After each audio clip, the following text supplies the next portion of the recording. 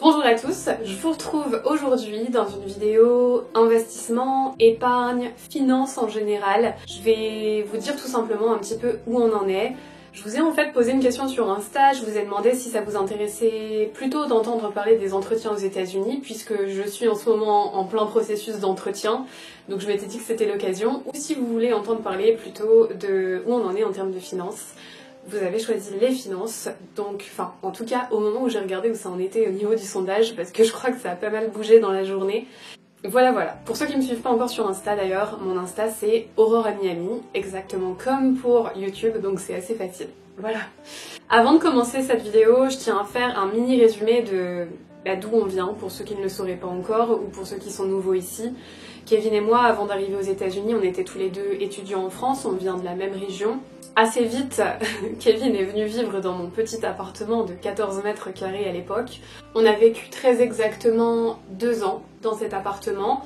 Et après, on a vécu aussi presque 2 ans dans un appartement tout neuf, bien plus grand, mais où on partageait du coup les frais à un moment où finalement Kevin commençait à être rémunéré un petit peu en doctorat et moi, cette année-là, j'avais travaillé vraiment toute l'année sans exception.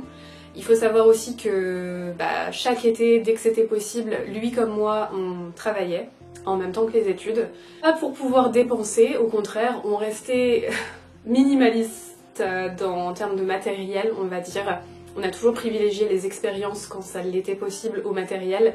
Et comment dire ça? Oui, on a toujours été ce qu'on appelle frugal, ce qui fait que tout ce qu'on pouvait, on l'économisait en vue de... On ne savait pas pourquoi réellement à l'époque, mais finalement ça nous aurait bien servi quand Kevin a eu l'opportunité de partir 1 an aux États-Unis, puisque malgré les 15 000 € qu'on avait épargnés à deux, on s'est retrouvé en découvert d'à peu près 2 000 € la première année qu'on a passée aux États-Unis. La première année, il faut savoir que je pouvais pas encore travailler et vivre avec un seul salaire aux États-Unis, et ça va faire partie de mon disclaimer, vivre avec un seul salaire, seul, c'est vraiment difficile, surtout dans des villes comme Miami, et encore plus maintenant qu'à l'époque. Donc, épargner de la façon dont on épargne, c'est pas possible pour tout le monde, et surtout, il faut vraiment garder cet esprit très frugal en tête, c'est-à-dire que voilà, il est très facile de dépenser l'intégralité de son salaire, même pour quelqu'un qui gagnerait 30 000 $ par mois. Et les possibilités sont infinies ici en fait. Donc faut vraiment pas tomber dans ce mode de consommation à l'extrême, parce que sinon ça peut vraiment aller très vite. Vraiment. Je vais vous parler très rapidement des dettes aussi. À part le crédit qu'on a pour notre appartement actuel, on n'a rien du tout. On utilise des voitures assez vieilles, Kevin comme moi. On se les partage d'ailleurs les deux. Il y en a une qui est plus vieille que l'autre. Et on n'a pas de crédit voiture, on n'a pas de crédit étudiant puisqu'on a fait nos études en France et qu'on a travaillé en plus en même temps. Voilà, on est quand même arrivé avec de bonnes bases. Au fur et à mesure des années, bien sûr, une fois qu'on a décidé qu'on restait, j'ai tout de suite demandé le permis de travail. J'ai commencé à travailler moi aussi, j'ai connu... je suis passée par déjà pas mal d'entreprises, plus de 5 entreprises si vous le savez, en changeant de poste dans ces entreprises dans lesquelles j'étais, j'ai connu des augmentations au fur et à mesure, et Kevin a lui aussi connu des augmentations au fur et à mesure, ce qui fait qu'on en est où on en est actuellement aussi. Donc ce que je veux dire par là, c'est que épargner de la façon où on épargne, c'est aussi bien plus simple si tu es un couple, si les deux travaillent. Il faut voir aussi qu'on n'a pas d'enfants. Et la 4e raison, c'est qu'on a tous les deux quand même des diplômes universitaires. Et je dis pas que c'est nécessaire pour avoir un bon poste aux États-Unis ou un bon salaire, mais il faut voir qu'il y a quand même énormément de métiers qui ne payent pas beaucoup et qui ne permettraient pas d'épargner autant, et on en a conscience. Voilà. Du coup, je vais diviser cette vidéo en plusieurs mini-parties pour vous parler un petit peu de tout ce qu'on a, un par un, en divisant par grandes catégories si on veut. La première chose qu'on a, ce qui est peut-être le fonds le plus important qu'on a de tout ce qu'on a, surtout actuellement, c'est notre Emergency Fund, qu'on appelle ça, donc le fonds d'urgence. En gros, une somme d'argent qui est placée sur un compte épargne normal, qu'on appelle cependant un High Yield Saving Account, parce que comment expliquer? Ce genre de compte, tu peux les ouvrir en ligne, mais avec ta banque physique en réel, t'aurais pas le même taux en fait. Ça reste malgré tout des institutions financières très sérieuses, et je suis en train de regarder le taux là actuellement pour vous dire un petit peu. Ouais, le taux est à 4,35% d'intérêt actuellement. Et il faut savoir qu'ici les intérêts on les récupère tous les mois, donc là vous verrez par exemple au moment où je vous fais cette vidéo, on est fin février, on a reçu 222 $ d'intérêts qui représentent donc janvier et février. Et si on a reçu cette somme là, c'est tout simplement parce qu'on a officiellement passé les 30 000 sur ce compte, on est à 32 000 $ très exactement.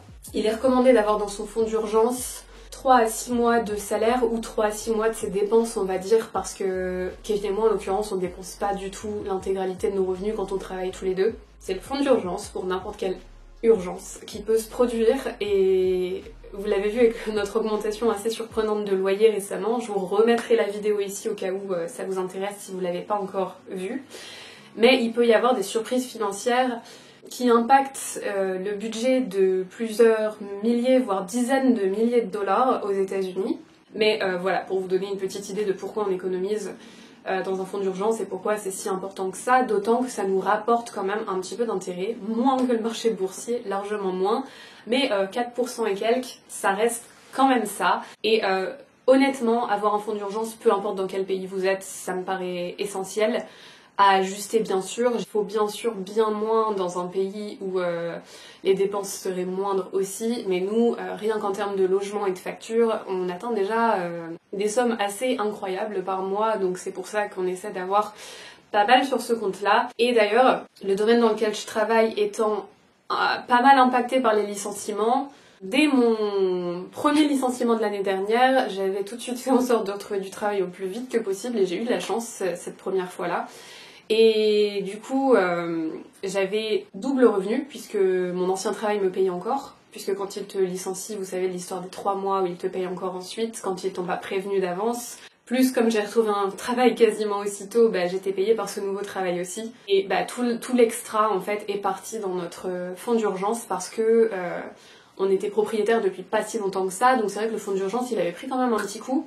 Il était plus assez haut à mon goût, je me disais on sait jamais, et je suis bien contente d'avoir fait ça, que mes revenus soient partis là-dedans et pas dans autre chose en fait finalement.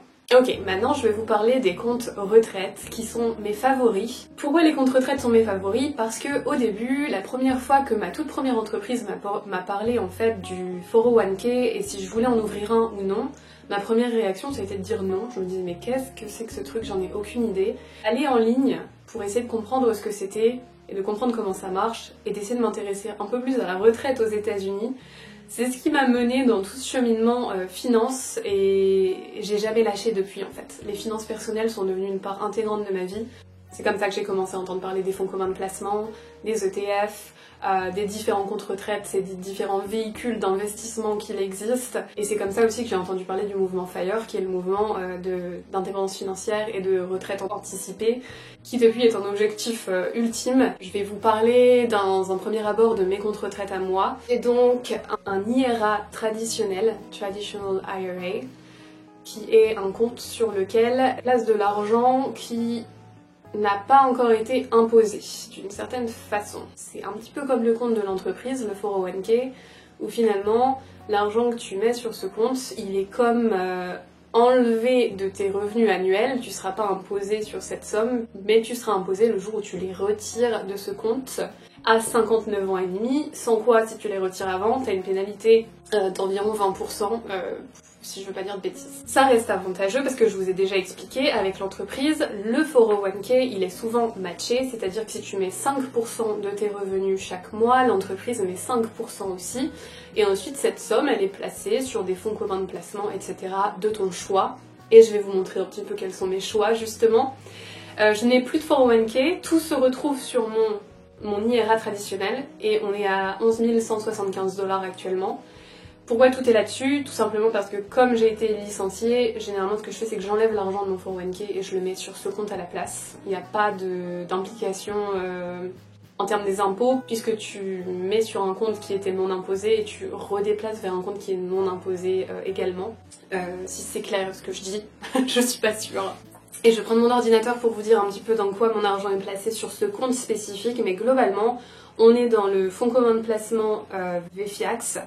Et j'ai aussi 3 ETF, BND, VOO, VTI. VFIAX, le fonds commun de placement, c'est la majorité de tout l'argent qui est dans nos comptes retraite en fait. On a facilement 90% actuellement, que ce soit Kevin ou moi, qui est dans le VFIAX quand c'est avec Vanguard ou un équivalent quand c'est avec un autre compte retraite.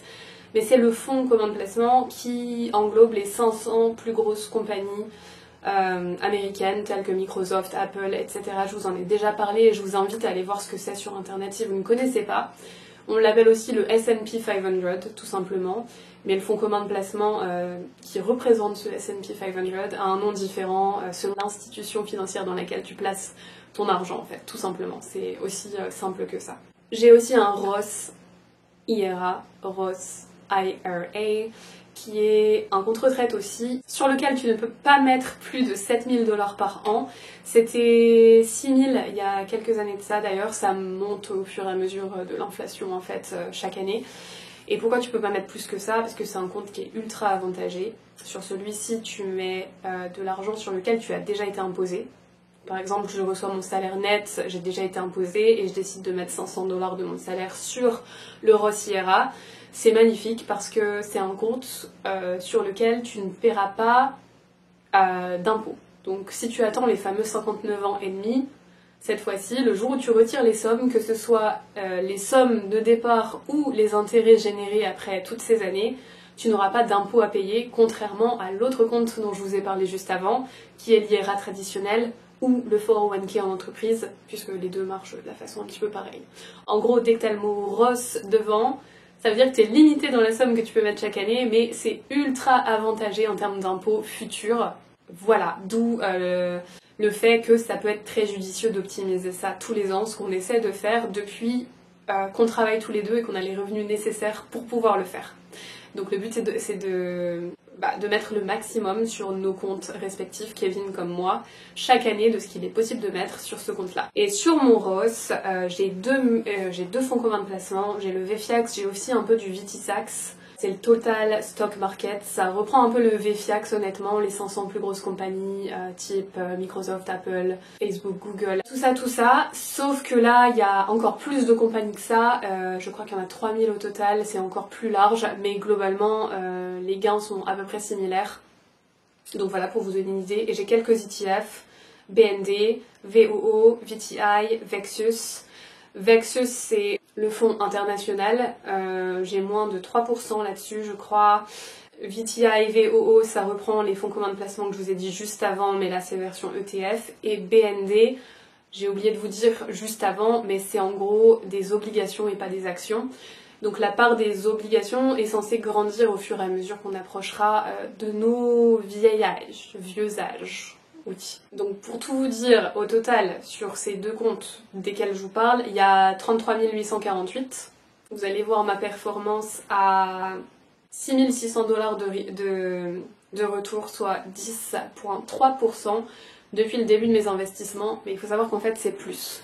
Comme je vous ai expliqué, j'ai vidé mes 401k de mes entreprises et j'ai tout mis d'un seul coup sur Vanguard. Ce qui fait un peu baisser le pourcentage, mais au final, l'argent que j'ai mis ici avait déjà connu des retours assez impressionnants sur mes 401k avant d'être déplacés. Je vais vous montrer ensuite les comptes retraite de Kevin, ça va vous permettre de vous rendre un petit peu plus compte de la chose, puisque je l'ai lancé dans les investissements en même temps que j'ai commencé à comprendre un peu plus la chose et commencer les miens. Donc finalement le taux de retour qu'il a, c'est le taux de retour que je suis supposée avoir aussi. Je vais pas vous refaire les détails de ce qu'il a dans ses comptes retraite parce que vous avez compris dans quoi on place, et on place exactement de la même façon dans les siens. À la différence de moi, Kevin a un compte supplémentaire puisqu'il est toujours employé actuellement. Mais dans son IRA traditionnel, il a un peu plus de 26 700 $ actuellement. Dans son Roth IRA, il a quasiment 10 000. Ce que je vais vous montrer par contre, c'est le taux de retour.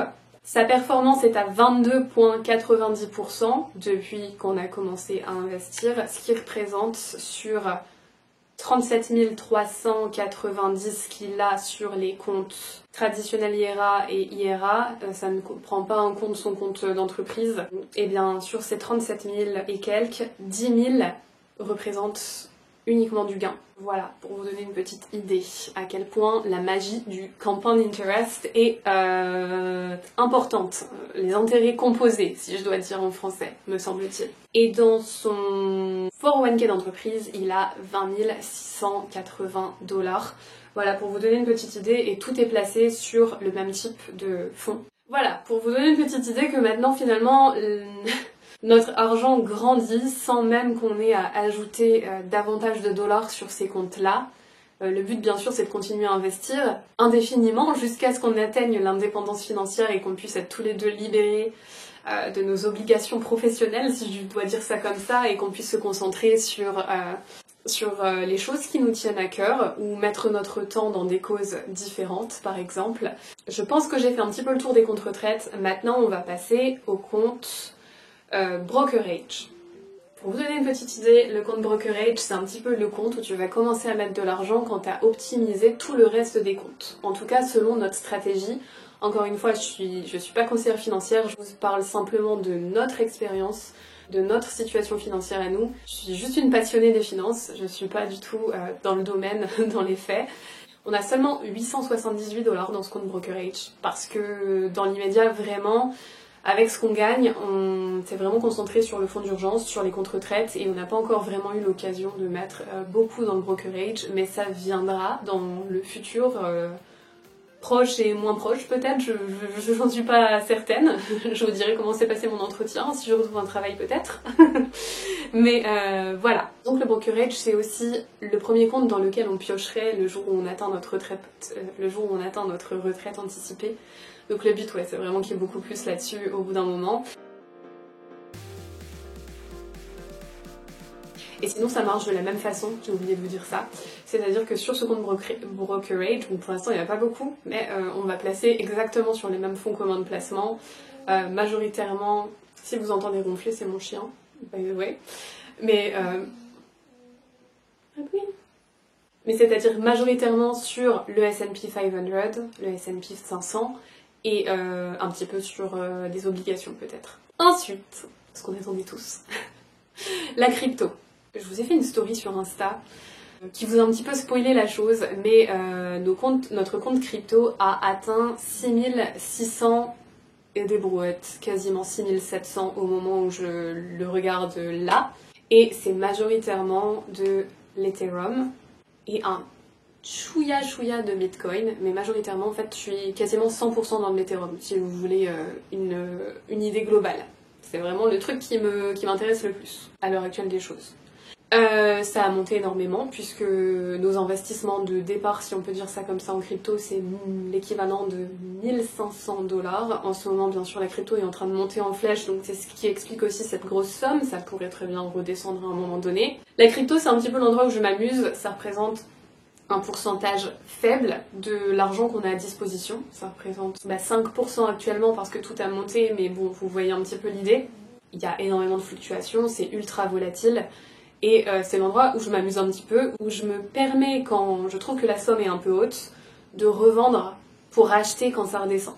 C'est clairement du risque, du début à la fin, mais c'est pas quand même comme jouer à la loterie, je sais pas si vous voyez ce que je veux dire, parce que j'y crois en cette crypto-monnaie. Je suis convaincue que l'Ethereum, un jour, vaudra 10 000 $. Donc même quand mon portfolio descend beaucoup, ça me fait pas si mal au cœur que ça, parce que si j'ai un Ethereum, j'ai toujours un Ethereum, qu'il soit à 3000 en ce moment ou à 1000 $, j'en ai toujours un et je crois en son futur. Mais j'essaie avec une portion de ce portfolio de jouer un petit peu, d'essayer de déterminer quand les moments hauts sont là et quand les moments bas sont là aussi, mais en investissant quand même de manière constante, c'est-à-dire un petit peu chaque mois. Et j'ai hâte de retrouver un travail pour pouvoir remettre davantage en crypto et jouer un petit peu plus encore avec ça. Vous voyez, je dis bien jouer. Je considère ça quand même comme un investissement, mais pour moi c'est quand même aussi un jeu. Et c'est pour ça que le pourcentage qu'on a en crypto ne dépassera jamais les 5% de notre total d'investissement et d'épargne. Voilà. Malgré le fait que j'ai perdu mon travail, et c'est pour ça aussi que je vous disais qu'on est ultra prévoyant et que forcément les inquiétudes sont moindres sur le moment et sur le coup que si ça nous était arrivé il y a 5 ans quand on venait d'arriver où clairement financièrement on pouvait pas du tout se le permettre. Bref, aujourd'hui bien sûr dans la situation où on est c'est plus facile. Le seul réel impact que ça a c'est tout simplement qu'on compte notre indépendance financière, notre retraite anticipée par rapport aux revenus qu'on avait et bien sûr il y a toujours cette inquiétude de se dire que je pourrais retrouver moins, etc. Et encore une fois le coût de la vie à Miami est trop intense, il faut qu'on travaille à deux. Et on dépend aussi de mes revenus pour atteindre ces objectifs-là. Donc en gros, la liberté de Kevin et la mienne dépendent du fait qu'on doit tous les deux travailler. Donc ça, c'est un point qui m'embête bien sûr, mais je fais tout pour retrouver un travail qui me rapporte autant, voire plus, que ce que j'avais avant. On en rediscutera un petit peu bientôt, mais bon bref voilà. Aujourd'hui on en est donc en cash à disposition si on veut, en comptant tout ce que je viens de vous énumérer avant dans cette vidéo. On a donc officiellement dépassé les 130 000 à notre disposition. Quand il y a 7 ans, en arrivant ici aux États-Unis, en mettant les pieds sur le territoire pour la première fois, on était à découvert et on a commencé littéralement à moins 2000 €.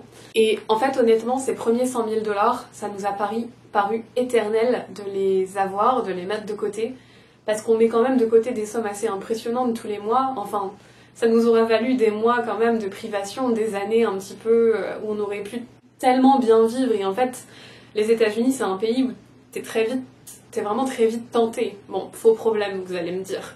Mais voilà, l'indépendance financière c'est vraiment le fait d'économiser au maximum, d'investir au maximum, d'être dans la privation aujourd'hui pour acheter sa liberté plus tard, de pas tomber dans l'ultra-consumérisme, dans l'ultra-consommation, dans tout ce que tu veux, de vraiment planifier ton futur sans savoir encore ce que tu voudras dans le futur.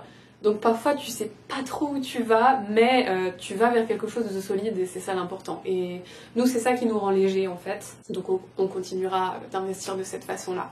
Petit update maintenant sur notre valeur nette. Je vous ai expliqué plusieurs fois que notre appartement nous a valu de mauvaises surprises en termes d'augmentation d'impôts qui nous valent des augmentations mensuelles assez élevées, mais c'est pas pour rien.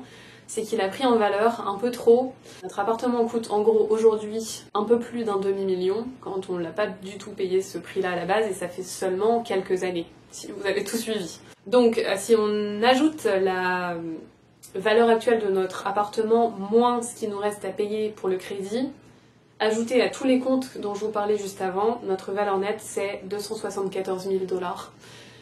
Voilà, j'ajoute que ça et peut-être 10 000 $ pour nos 2 voitures qui sont assez vieilles, mais vous voyez l'idée? Dans le sens où, ouais, on possède rien d'autre. Matériellement, on n'a rien qui a de la valeur que je peux ajouter dans cette valeur nette. On a vraiment nos comptes, nos investissements financiers et cette première propriété immobilière de laquelle on a décidé d'être propriétaire. Voilà. Et d'ailleurs, je le dis peut-être pas assez, mais je suis ultra reconnaissante du boulot que j'avais, le premier qui m'a virée en fait. Puisque sans ce job-là, il faut savoir que pour être propriétaire d'un bien comme ça, t'es clairement obligé d'avoir 2 revenus. Et il faut surtout avoir occupé un poste depuis plus d'1 an, ce qui est pas toujours facile, vous l'aurez compris. Mais c'est en gros ce qui nous a permis d'être propriétaire et j'ai été virée quasiment juste après, à quelques mois près, hein, littéralement. Donc finalement j'en suis reconnaissante, c'est un petit peu comme si le job nous avait permis de mettre les pieds ici. Et maintenant c'est juste une question d'ajustement et de plein de choses comme ça, mais voilà, les circonstances de la vie ont parfois du négatif dans certaines choses, mais si tu cherches vraiment le positif, tu peux toujours en trouver quelque part. Voilà. En tout cas, j'étais ravie de vous faire une petite update de nos finances. Je vais arrêter la vidéo maintenant, mais je vous reprends très bientôt pour vous parler d'autres choses, de ci et de là. Je vous souhaite à tous une excellente journée. Bye bye tous.